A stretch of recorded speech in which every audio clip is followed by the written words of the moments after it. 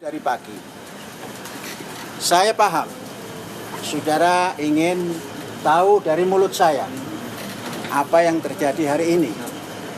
Semuanya panggilan Bareskrim telah saya penuhi. Dan di dalam pemeriksaan, pribadi saya telah memberikan keterangan yang secukup-cukupnya. Pertanyaan yang disampaikan pada saya lebih daripada 30 pertanyaan dan sudah bisa dijawab dengan baik. Mudah-mudahan semua berjalan dengan lancar dan saudara-saudara telah saya berikan informasi. Dan selanjutnya nanti kami minta jalan supaya bisa pulang. Iya. Oke? Pak, soal isu ada backingan dari istana itu gimana, Pak? Bagaimana? Soal isu ada backingan dari istana dari kepada korban. Sudah ini sudah dijawab semua di dalam. Ya, kalau dari Bapak gimana, Pak? Keterangan. Tidak ada. Ada nama Hendro Priyono disebut. Sudah, jangan nyebut-nyebut yang tidak ada hubungan apa-apa. Pak, kalau tudingan di media selama ini benar atau tidak, Pak? Sudah tidak ada apa-apa lagi. Semua Kalau sudah untuk dijawab. tudingan yang selama ini beredar, apakah benar, Pak? Saya sudah beri jawaban kepada Bareskrim. Ke kita Pak, ke rekan-rekan media jawabannya seperti apa nih Pak? Jawabannya semua yang ditanyakan sudah dijawab semuanya. Jadi kalau saya sampaikan nanti saudara-saudara tanya ke sana kemari lagi. Percayalah. Itu makanya Bapak sampaikan ke kita Pak. Dan kan kita yang nyambungin. percayalah bahwa saya sudah memberikan jawaban dengan baik. Ya, memang tidak berhenti sampai di sini ya. Kabarnya juga pihak kepolisian akan segera menggelar gelar perkara terkait kasus ini ya. Kita akan mendalami hal ini dengan dua narasumber yang sudah bergabung bersama kita pagi hari ini. Sudah ada Irjen Purnawirawan Arianto Sutadi, penasehat ahli Kapolri. Selamat pagi Pak Arianto. Assalamualaikum. Sehat Bapak? Alhamdulillah sehat. Kemudian juga ada Pak Firdaus Syam, Ketua Tim Peneliti Al Zaitun MUI Pusat. Assalamualaikum, selamat pagi Pak Firdaus. Assalamualaikum, selamat pagi. Saya mau ke Pak Firdaus dulu. Kemarin kalau mendengar pernyataan dari Panji Gumilang, spill mengenai pertanyaan dari pihak kepolisian cuma sedikit. Bagaimana riwayat Panji Gumilang, kemudian apakah pernah juga berurusan dengan pihak kepolisian. Tapi kalau melihat sebenarnya 30 pertanyaan ini kan cukup banyak Pak Firdaus ya. Kira-kira apa sih yang didalami? Apakah memang hanya penistaan agama atau dugaan-dugaan lainnya yang juga ditujukan kepada Panji Gumilang dan juga Ponpes Al Zaitun? Ya ini sebenarnya beliau lebih ahli. Tapi begini ya. Kalau berangkat dari pengalaman saya meneliti, riset itu, pertama adalah bahwa Panji Gumilang ini memang coveringnya luar biasa ya. Jadi kalau pesantren itu adalah teras depan gitu, lembaga pendidikan, kemudian kurikulumnya standar Kementerian Agama, nggak ada masalah. Tapi hampir semua tuh penelitian MUI, Kemendak. Tapi ketika kami meneliti lebih jauh, gitu ya, ini ada persoalan ya, bahwa Al Zaitun, Panji Gumilang itu diduga kuat tidak berdiri sendiri. Dia ada kaitan dengan gerakan terafiliasi dengan pihak-pihak tertentu. NII. Bom itu? Nah, kalau diduga kuat karena kita mengeksplor, mewawancari mendalam dokumen-dokumennya. Nah, kalau bicara gerakan kan nanti implikasinya banyak. Bukannya persoalan pemahaman keagamaan. Wilayah MUI memang meneliti itu pemahaman keagamaan.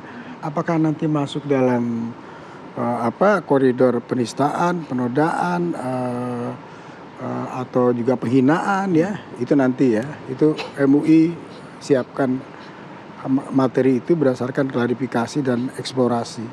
Tetapi tim peneliti MUI tahun 2002 kan sudah melakukan penelitian. Sudah ada hasilnya juga. Hasilnya, dan ternyata ada hal yang di luar konteks pemahaman keagamaan. Penelitian yang kita lakukan juga ada data baru gitu ya. Yang ternyata ini masih benang merahnya kuat gitu ya. Nah kalau Mbak bertanya dengan Mas tadi, gimana ini? Saya yakin Barreskrim sudah punya bahan cukup banyak lah ini ya. Karena kita juga supporting. Jadi kalau MUI itu data-data yang ini kaitannya konteksnya jual pemain keagamaan, kita ngadain koordinasi dengan teman-teman. Ya. Kalau kurikulum Kementerian Agama gitu ya, atau dikti, kalau menyangkut masalah ekonomik ya dengan bidangnya ekonomik, OJK, PPTK gitu ya. Kalau masalah keamanan dengan teman-teman di Polri. Tapi saya melihat. Saya melihat ini akan berlanjut lah ya. MUI juga dalam waktu cepat akan mengeluarkan fatwa. Dalam waktu cepat loh Mas ini. Ya, saya kira dalam 1, 2, 3 itu hari. ditunggu oleh publik, Pak. Ya, sangat ditunggu. Karena kemarin pun juga MUI yang kita juga hadirkan di studio kita juga mengatakan ya potensinya jangan sampai konflik di horizontal ini juga terus berlanjut. Benar. Jadi fatwa itu sekarang bukan secara teologis semata-mata untuk menjaga akidah umat maupun agama yang lain.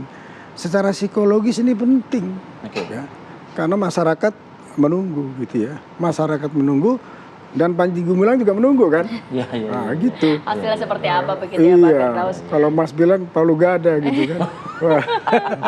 Tapi poin itu. Saya ke Pak Arianto itu. Ada keyakinan dari MUI, Pak Firdaus Syam tadi menyebutkan. Barreskrim pastilah sudah mengantongi. Bahkan jadi pernyataan dari Pak Direktur Tipidum Barreskrim juga menyatakan penyelidikan akan dinaikkan menjadi penyidikan. Nah, tanggapan Anda? Ya kalau polisi itu ya Pak, nomor satu gini, kita masuk di dalam pembahasan ini karena kegaduhan kan. Nomor satu. Polisi tugasnya memelihara Kamtipmas. Jadi setiap ada kegaduhan dia pasti harus hadir. Nah, kegaduhan sekarang ini poinnya adalah gaduh akibat daripada perilaku Panji Gumilang yang terungkap, diviralkan kan, jadi gaduh lagi. Memang kalau kita amati ya, di sini ini jadi agak rancu. Ini yang brengsek dalam tanda petik itu Al Zaitun atau Panji Gumilang. Nah, kalau kita lihat dulu pendirian Al Zaitun ya, pertama kali itu kan bagus. Manajemen yang pertama kali itu bagus ya dulu yayasan. Tapi kemudian kan yang itu kemarin di TV di sini juga kan dicopot, kemudian masuklah Panji Gumilang. Berubahlah itu kemudian arah daripada sistem yang dilakukan di sana gitu. Nah, sekarang kegaduhan itu kenapa? Karena kalau dulu ya Panji Gumilang itu bukan Al Zaitunnya ya, Panji Gumilang itu kan diduga ya. Kalau dalam bahasa polisinya patut diduga dia itu ikut ingin membentuk NII. Saya waktu itu Dirpidum. Dan saya waktu itu sudah dapat itu yang dikatakan kemarin si Taufik itu berkas itu yang saya sampaikan itu tebalnya segini ya, lebarnya segini. Itu isinya benar, Pak. Ya yang saya terima itu. Yang dilihat oleh Pak Arianto tentunya ya. Yang saya terima itu bunyinya sebagaimana tadi disampaikan oleh Pak Firdaus Syam juga loh ya. Iya. Dan ternyata itu juga cuman kalau MUI kan pada ranah agamanya saja. Tadi kan tidak sampai pada ranah politik. Nah, itu yang saya terima dulu itu. Satu, daftar menteri sampai RT adanya. Komando wilayah, KW. Ya pokoknya istilahnya pakai komando wilayah. Tapi ada gubernurnya, ada bupatinya, ada camatnya, ada kepala desanya. Satu. Yang kedua, baiat. Baiat itu artinya memasukkan orang dari luar, masukkan ke negara NII itu. Di baiat, disumpah gini. Ada praktek itu Pak Arianto? Ada. Saya sendiri meneliti, saya kirim polwan. Bapak di Tipidum soalnya gitu. Iya. Saya itu tahun beli berapa Pak Arianto? Tahun 2001, 2002. Sekitar itu antara 2002 ya? Sorry, bukan 2003 sampai 2006. Setelah penelitian MUI ya berarti? Iya. MUI kan 2002? Iya. Ada orang yang masuk Pak ya, anak buah Bapak ya? Jadi saya sampai saya rekam dan kemarin kan pernah juga ditayangkan di TV waktu itu telusur itu ada itu bahwa di bait. Itu barangkali rekaman dari saya loh. Jangan Pak. Iya. Terima kasih loh Pak. Karena dari Guinness nggak ada itu gitu. Jadi Al Zaitun ini untuk melindungi orang-orang tersebut ya Pak ya? Bukan. Jadi saya sependapat ya Pak. Panji Gumilang itu menerapkan dua strategi. Di satu sisi dia pakai kamuflase seakan-akan pondok pesantren yang bagus. Buktinya adalah kemarin santri yang diundang bahwa ini bagus dulu. Nggak ada NII. Di satu sisi ada yang wilayah itu tadi gerakan clandestine yang ingin menebarkan paham NII itu istilahnya. Dan kemudian caranya adalah merekrut orang untuk mendapatkan dana yang banyak dengan cara yang sangat biadab lah menurut saya dalam tanda petik. Karena apa? Semua anak-anak itu dipaksa. Barusan saya cerita dengan Pak itu yang di sana tadi ngomong gitu ya. Ponakan saya itu Pak dipaksa untuk menyerahkan ini. Kalau tidak anaknya dibeli dan kemudian dia dijadikan budak. Itu kayak gitu Pak contohnya. Nah, saya sendiri waktu itu menerima laporan ada kurang lebih 68 ibu-ibu yang komplain karena anaknya kemudian kehilangan kesadaran untuk baik. Semua barang-barang dijualin, kalung saya diambil semua. Katanya duitnya untuk imam diserahkan. Yang ketiga, pembantu yang masuk kemudian nyuri laptop. Dan ternyata itu satu geng saya waktu itu ya. Ada di Kebayoran Lama, ada di Bekasi, ada di Tebet, itu semua itu ada laporan polisi kehilangan laptop ataupun alat-alat elektronik ke sana, ya kan? Iya, itu katanya dipakai untuk kepada imam, diserahkan pada imamnya saja.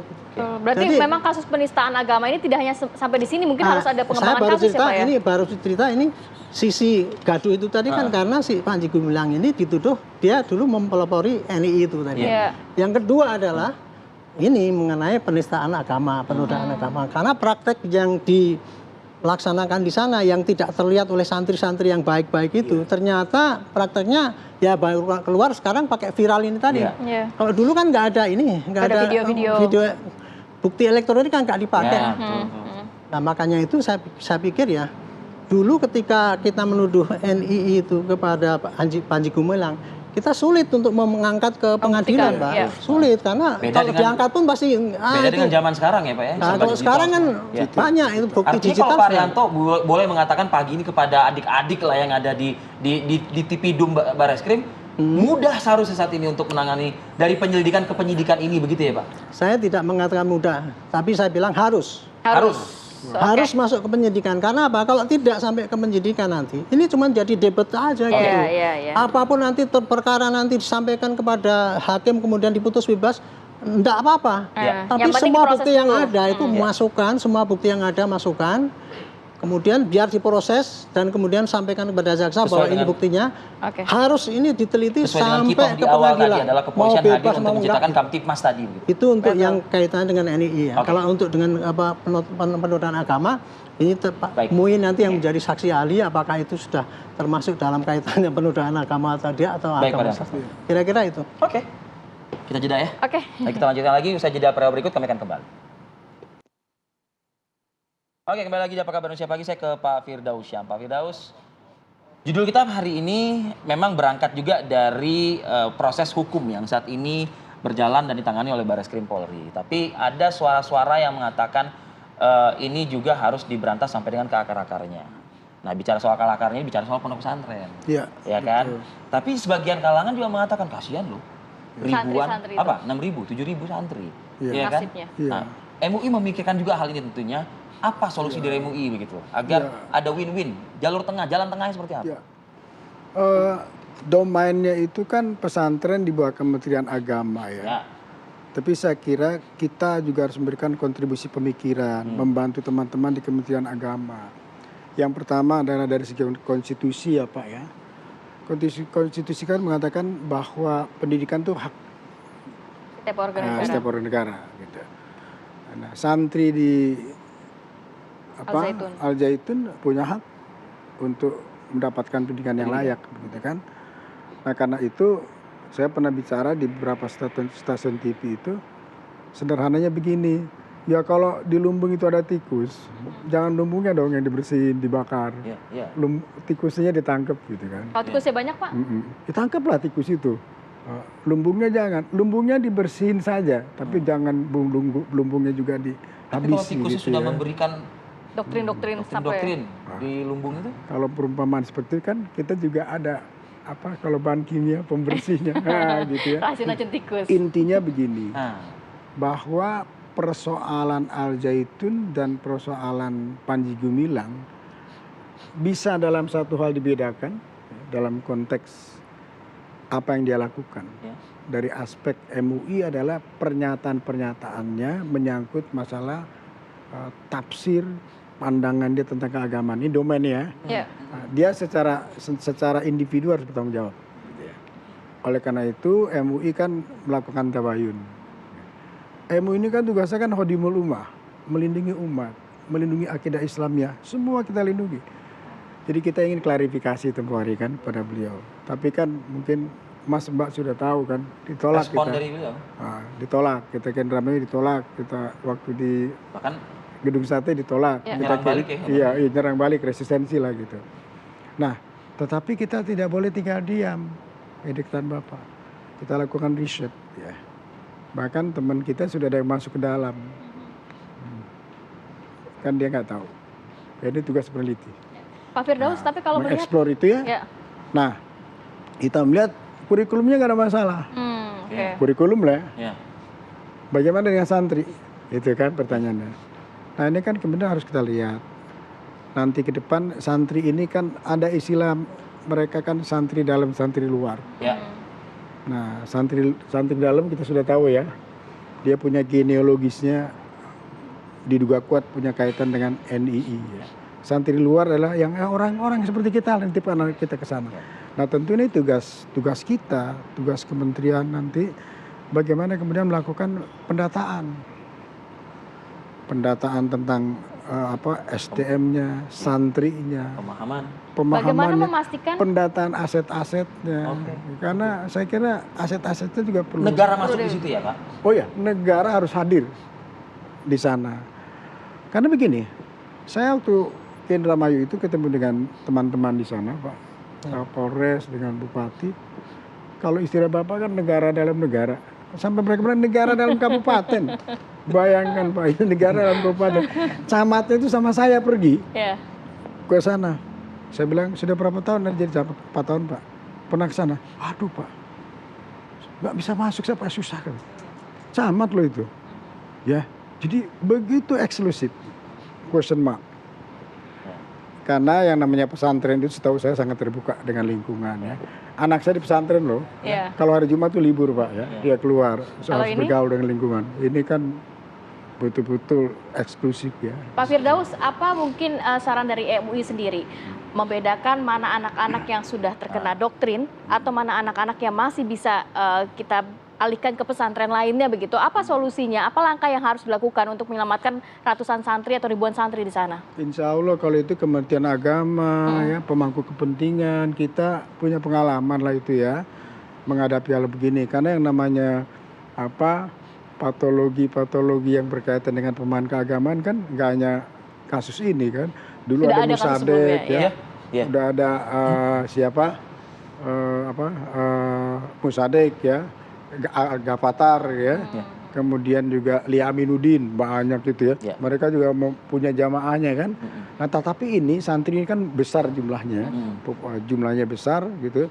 Nah, tentu harus ada penanganan secara khusus ya. Kalau saya mengatakan kalau memang benar-benar dua narasumber pagi ini mengatakan ada indikasi NII dan lain sebagainya, ya saya harus menggunakan kata deradikalisasi dong. Betul. Deradikalisasi dengan pola metode tentu tidak selalu sama Pak ya. Ini kan anak santri pelajar ya, beda dengan deradikalisasi. Mas pernah jadi teroris gitu, tentu treatmentnya beda. Beda, ya. Lebih mudah kok, lebih mudah. Yang kita pikirkan gini loh Mas, ini pandangan saya. Kalau dia dalam satu pesantren, genealogisnya ada kaitan NII ya. Di sekolah kemudian kita lakukan deradikalisasi, dia pulang ke rumah. Bertemu lagi dengan Nah ini juga harus kita bicarakan. Hulu hilir ya Pak Firdaus. Semuanya harus benar-benar dibenahi. Pak Arianto, ini agak sensitif sebenarnya kasus ini Pak. Bagaimana mungkin Polri sendiri harus menangani, memproses kasus ini tapi juga tidak menimbulkan kericuhan yang lebih besar, tetapi juga menjawab kegelisahan dari masyarakat. Sebab saya melihatnya gini, ini perhatian masyarakat kayaknya luar biasa. Luar biasa. Justru itulah tadi saya dari pertama berangkatnya adalah pada kegaduhan kan. Polisi sekarang harusnya mencari jaring tadinya gaduh, ribut kesana sini nggak jelas kemana, polisi harus bisa memberikan penerangan. Ini kejadian yang sesungguhnya ini kayak gini, gitu ya. Jadi penanganan pidana itu bagian kecil daripada penanganan yang Polri untuk mengatasi masalah Al-Zaitun ini. Kalau untuk hukumnya ya kita berpacu kepada laporannya apa, ya kemudian hasil penyidikan kita yang dulu-dulu apa, itu digabungkan, itulah yang diproses. Nah saya kira ini kalau untuk untuk hukum yang bisa ditangani ini mengenai penodaan agama itu, kemudian rekening itu ya gitu, itu mungkin bisa masuk kepada pure unsur pembuktian pidana. dengan menggunakan bukti-bukti yang ada semaksimal mungkin gitu ya. Pokoknya kita gelontorkan saja ke pengadilan, nanti biar sana. Eranya udah beda sama zaman Jangan Bapak, Pak. sampai itu tidak ada sampai ada penyidikan ya, karena penyelidikan nggak cukup bukti. No. Iya. Buktinya cukup banyak untuk patut diduga ya. Iya, betul. Nah, tinggal nanti siapa yang salah, siapa yang benar, serahkanlah kepada. Isi gelar perkara itu apa, Pak? Kan dapat kabarnya hari ini nih katanya. Gelar perkara itu kan cuman gini, Pak. Suatu mekanisme untuk mengundang semua pihak. Termasuk Panji? Penyidik. Kalau saya semua gelar perkara itu yang lengkap, tak undang pelapor sama advokatnya, terlapor dengan advokatnya, plus saksi ahli. Gelar kita ngomong kayak sidang terbuka itu. Jadi dari situ kita bisa menampung yang benar, nggak bisa manipulasi kan, kadang-kadang dimanipulasi itu, pelapor ngomong gini dibantah oleh gini. Betul. Kan otomatis gitu, itu namanya gelar perkara. Tapi kalau gelar perkara ini yang akan diadakan ini paling nanti ya cuman bagaimana hasil klarifikasi ini, kemudian ini kayak gini bukti ini untuk menentukan semua. Nanti kira-kira ini ada unsur pidana apa tidak. Nah, nanti kalau ada berarti baru masuk ke penyidikan. Kalau sekarang kan baru penyelidikan. Sehingga pemanggilannya tapi sudah ada spill dari Pak Direktur sih memang yang menyebutkan ya, itu. Saya yakin dengan adanya informasi dari semua. Iya, Pak Direktur mengatakan harus kan. Sudah naik ya menjadi penyidikan lah. Perkara ada unsur penodaan agama enggak itu dia? Iya. Ya itu yang dilaporkan itu tadi Pak, yang penodaan agama maupun rekening itu. Kalau ininya kelihatannya masih susah itu ya. Nah, kalau kembali tadi kalau untuk itu bagaimana nasib ponpes itu tadi ya? Kalau saya sih tadi kan diusulkan deradikalisasi. Ya karena nanti jadi paham-paham yang ini. Belum Pak, menurut saya itu belum pada paham radikal. Itu baru pada pencucian otak mengenai pemahaman agama itu kayak gitu. Jadi kalau saya sih usulnya purifikasi, jadi pemurnian kembali orang-orang yang tadinya sudah terindoktrinasi dengan cara berpikir Panji Gumilang itu. Oleh siapa? Oleh Panji Gumilang kan itu yang bukan purifikasi. Oleh pemerintah supaya itu kembali kepada ini loh norma yang betul, yang dianggap betul itu kayak gini gitu. Saya kira itu yang perlu diperhatikan untuk menyelamatkan anak-anak itu tadi. Para santri yang ada di sana ya. Iya, kalau deradikalisasi nanti jadi cap lagi ini, wah radikal. Yang enak sekarang para kadrun itu Pak, jadi radikal itu. Ya, sekarang itu Pak, sekarang kan gitu Pak. Kita sekarang pusingnya gini ya. Kemarin kita menghadapi harus bijak menggunakan kata radikal gitu ya. Pusingnya gini Pak, kemarin kita menghadapi suatu paham yang ingin mendirikan khilafah kan gitu kan. Anti Pancasila. Nah sekarang kita menghadapi orang yang katanya pro Pancasila, makanya dia ikut dirame. Sekarang kita jadi yang jelas ngomong kita baik juga masih sangkanya bantuin Panji Gumilang, ngomong jelek sangkanya kita apa? Ada yang positif Pak, pernyataan Pak Mahfud MD kan? Ya. Ada 3 hal ya. Ada diduga pidana, ranahnya terus keamanan, kemudian administrasi kan. Dan sosial keamanan. Kementerian Keagamaan. Semua harus masuk. Masalah pemahaman MUI, masalah yang ketiga ketertiban keamanan kan nanti gubernur ya, Jabar karena Al-Zaitun ada di Jabar. Saya kira udah bagus ini. Baik, kita menantikan nanti akan seperti apa proses hukumnya Panji Gumilang terkait polemik Al-Zaitun. Terima kasih banyak Pak Rianto, Pak Firdaus sudah hadir pagi hari ini. Sehat selalu untuk Anda berdua. Amin. Terima kasih. Oke.